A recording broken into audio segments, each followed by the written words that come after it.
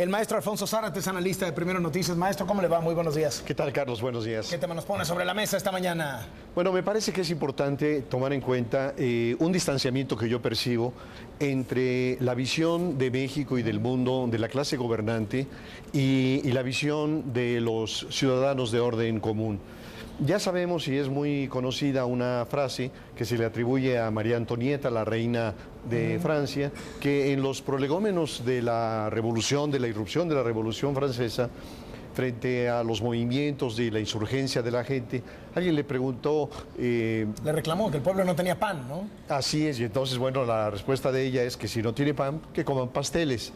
Los historiadores dicen que realmente ella no pronunció tal frase, que lo pronunció otra reina de otra nación, pero finalmente lo importante es que tradicionalmente la clase gobernante tiene una enorme distancia con relación a lo que vive la gente común. Seguramente que en aquellos años de María Antonieta, la realeza europea, no solo la francesa, vivía con los excesos, con los lujos, con la frivolidad que conocemos, ¿no? Basta ver el Palacio de Versalles.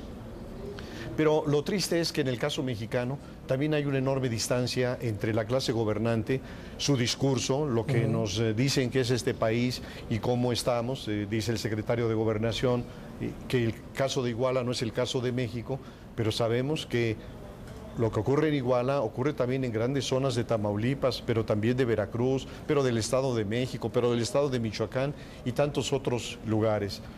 Oaxaca, Chiapas, Sinaloa, ¿no? O sea, se puede uno seguir. Entonces, la conversación que yo tengo con gente, con frecuencia viajo por el país, lo que recibo es esta sensación de miedo de la gente, de las personas que dicen, sí puedes ir a Zacatecas, pero procura ir a la carretera durante el día, no vayas durante la noche.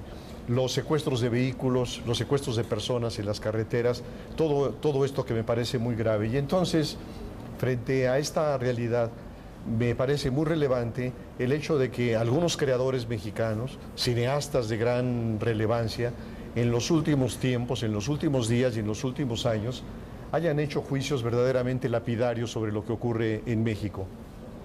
Pienso, por ejemplo, en Alfonso Cuarón, que hace un año publicó 10 preguntas al presidente de la República con relación a la reforma energética y, entre otras cosas, le decía a Cuarón que él entendía la euforia de los mercados frente a la apertura energética, pues después de casi 80 años de una industria nacionalizada.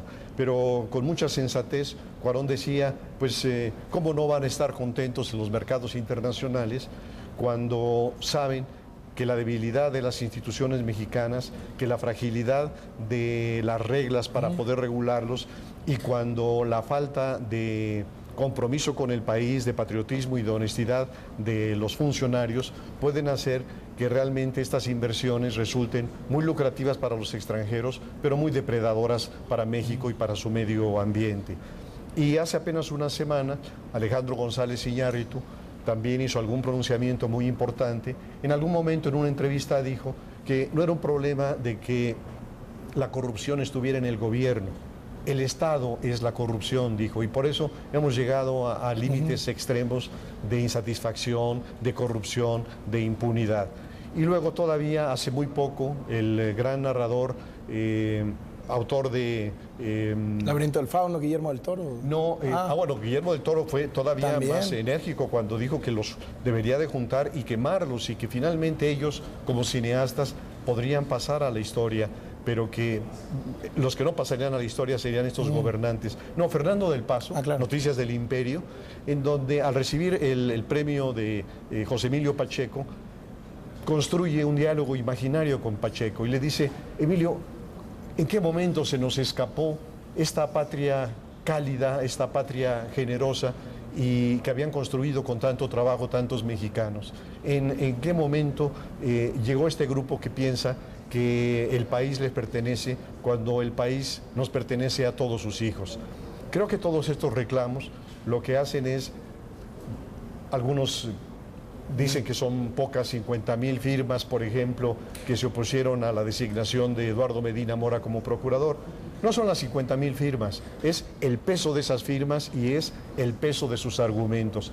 Entonces yo diría en conclusión que es muy importante que la clase gobernante entienda que la sociedad mexicana está reclamando un cambio, que no puede ir el presidente al Reino Unido con una enorme comitiva, como en los tiempos de José López Portillo, de Luis Echeverría, que si hay problemas en las finanzas públicas, hay muchos más problemas en las finanzas de las familias, que no hay empleo suficiente y que ojalá regresen a la realidad y que no sientan que si no hay pan, pues hay que darles pasteles. Maestro Zárate, como siempre, muchísimas gracias y buenos días.